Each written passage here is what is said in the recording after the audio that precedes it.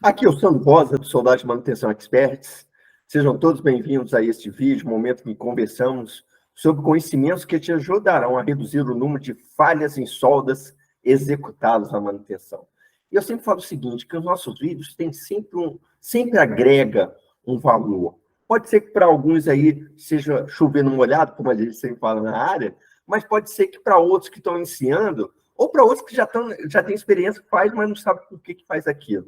Então, vou passar algumas dicas aqui de algumas perguntas que surgiram para a gente, que vale a pena a gente estar sempre compartilhando essas respostas para que outras pessoas também tenham acesso, tá ok? Então, vamos falar de algumas dicas para eletrodo revestido. Por que eletrodo revestido? Porque é o processo de soldagem mais comum utilizado na soldagem. E aí fica a dica para vocês aí com relação à soldagem de manutenção, com relação aos eletrodos, tá ok? Então, vamos lá. Diâmetro de eletrodo, olha só que interessante. Então, nós temos aí medidas em polegadas e medidas em milímetro. Então, o mais comum aqui, vou falar de três aqui, que é muito comum, são esses três diâmetros aqui, ó, 2,50, 3,32, 1/8, 3,25 e 5,32. O mais comum para fazer raiz, vou até botar um ponteiro aqui, eu acho que vale a pena, né? O mais comum para a gente, quando a gente fala de raiz, é esse daqui, ó, 2,50. Mas dependendo da sua junta, pode ser que você possa usar para raiz aqui também o 3,25, sem problema. Ok? Quanto maior a espessura, pode ser que o 3,25 te atenda para fazer raiz. Mas normalmente a gente utiliza muito isso aqui, ó, 2,50. E para enchimento, 3,25 ou 4 milímetros, vai depender da sua junta também, se você tem acessibilidade com esse diâmetro.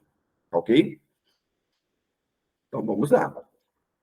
Os 5 e 5,35 não é muito comum, não. Mas esse daqui, 2,50, quem trabalha na manutenção, são os três tipos de eletrodo de diâmetro, de eletrodo ou bitola, que você deve ter aí no seu estoque. 2,50, 3,25 e 4 milímetros. A questão também de comprimento, também a gente tem um 350, 350, 450, que é o mais comum, 250, 250 não é muito comum. Aí você tem uns especiais 60 e 80 milímetros, que o comprimento dele é maior, tá? Então, é muito comum utilizar esse tipo de eletrodo. Então, tem a questão do comprimento. Quanto maior o comprimento, menor a troca do eletrodo. E aí você pode ter uma soldagem sem parada para troca de eletrodo. Porque, para quem trabalha, sabe que toda emenda de cordão sempre costuma dar uns probleminhas ali. Então, quanto menor a quantidade, por que se utiliza muito o processo MIG-MAG, o arame tubular? Por quê? Para não ter essas paradas de emenda. Para ter ou melhor dizendo, parada vai ter, mas o mínimo possível, tá ok? O ser humano não é máquina, né?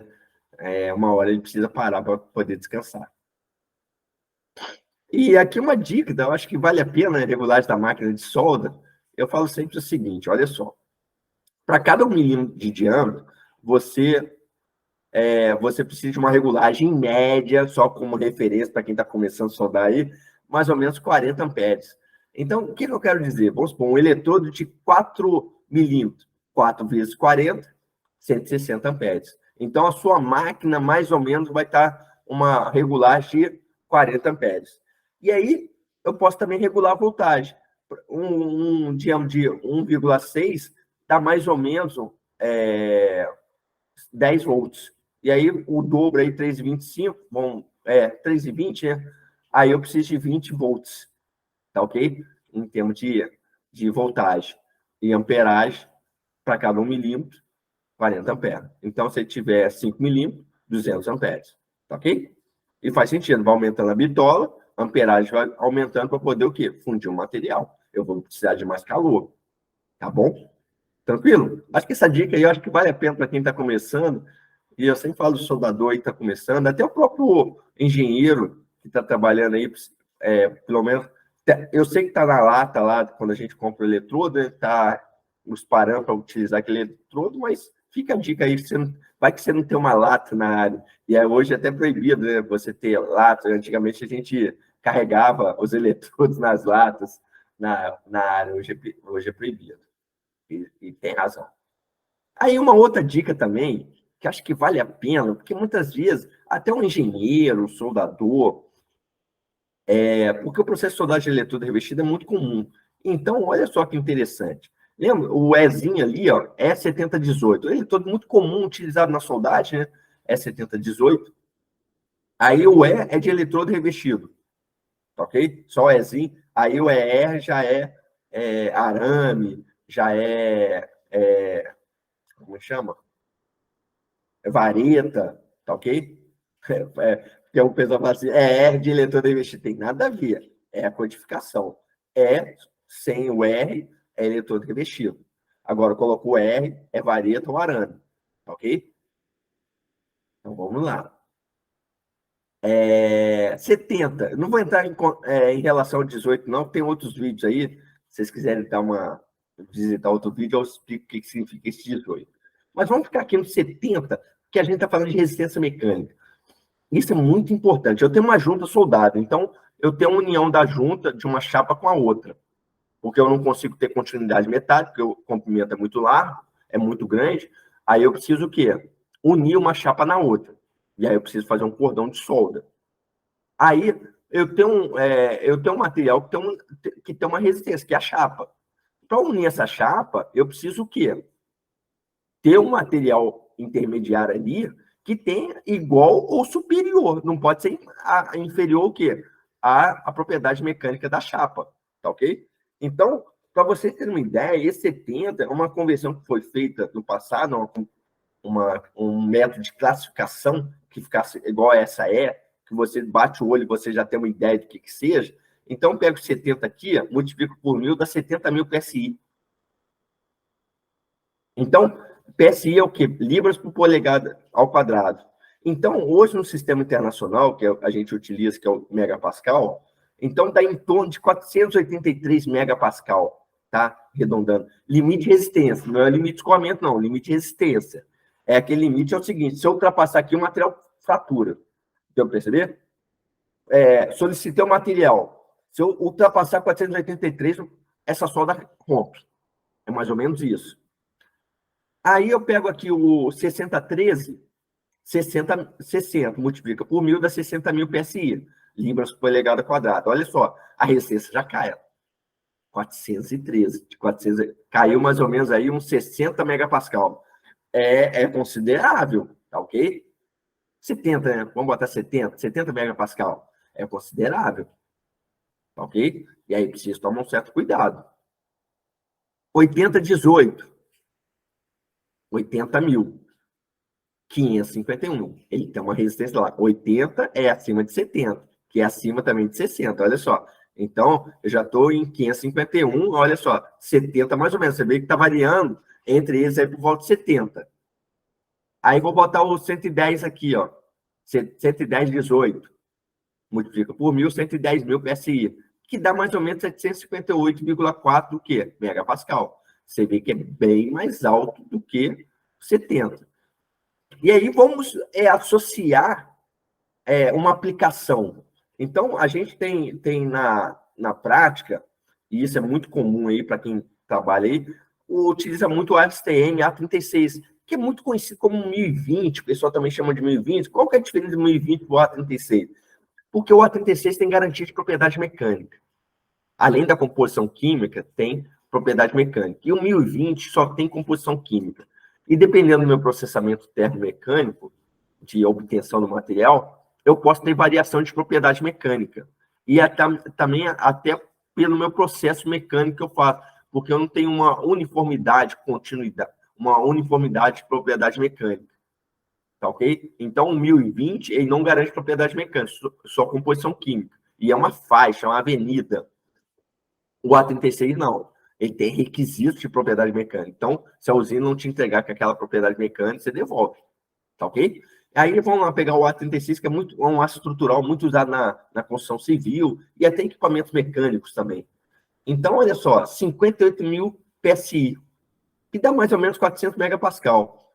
Eu posso usar o 70? Posso, ó, 482. Posso usar 60? Posso, mas estou próximo, ó, tá vendo? Estou bem próximo. Vai que dá algum problema ou consumir que eu comprei está com algum problema. Posso ficar abaixo. E aí, se ficar abaixo, o que vai acontecer quando solicitar o material? Rompe na solda. Deu para entender, gente? Vamos pegar um outro aço que é muito comum também na soldagem, na fabricação de componentes mecânicos. O A572, grau 50, grau 60, ok? São os graus que vão aumentando a resistência dele, mas o 50 é muito comum, que é muito utilizado em implementos agrícolas, na indústria mecânica, até na construção civil também. Olha só, já tem um limite de resistência, tá, ok? De 65 mil PSI. Olha só que interessante, 65 mil PSI, dá mais ou menos 450 megapascal. Olha, 60 já foi para o espaço. Deu para perceber? Ele está fora. Esse 60 aí está fora. Eu posso usar o 70, ó, 7018 eu posso. O 80 também eu posso. O 7018 é mais adequado, então eu posso usar. O 60 eu não posso usar. Porque se eu usar o 60, o que vai acontecer? O material vai romper. Por que eu chamo a atenção nisso? Porque as pessoas, posso usar isso. Ó, e a resistência do material? Primeira coisa que você tem que ver, olhar lá no desenho, qual a resistência que está lá desse componente, ou verificar na internet, no site do fabricante, ou na norma, melhor dizendo, já que é uma STM, você tem a norma e a STM A36 e tem as propriedades mecânicas. E aí você vai ver se consumível, ou na própria norma de soldagem também, que te dá também, em função do metal base, ele te dá lá as propriedades mecânicas. Vamos pegar o outro que é muito usado aí, o Chrome Molybdene, né? Essa é 4140, que é muito usado aí para eixos, hélices de articulação do eixo, bielas.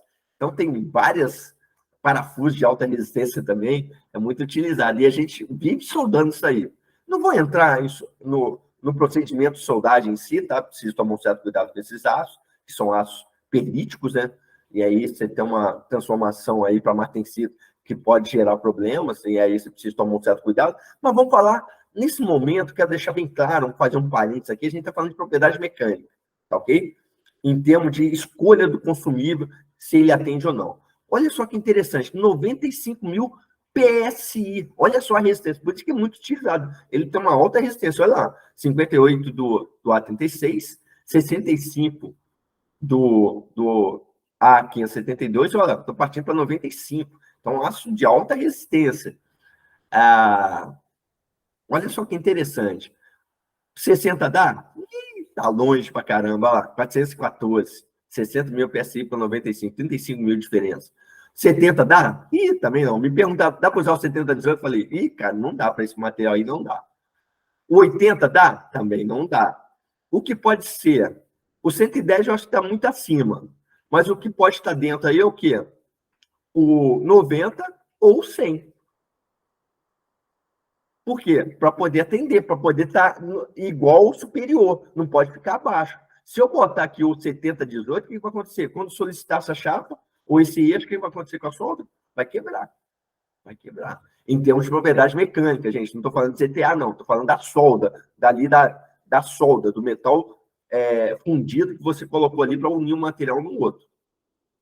Ok? Então, precisa se tomar cuidado. Então, conhecer o material que você está soldando, propriedades mecânicas, é muito importante para que você possa escolher o quê?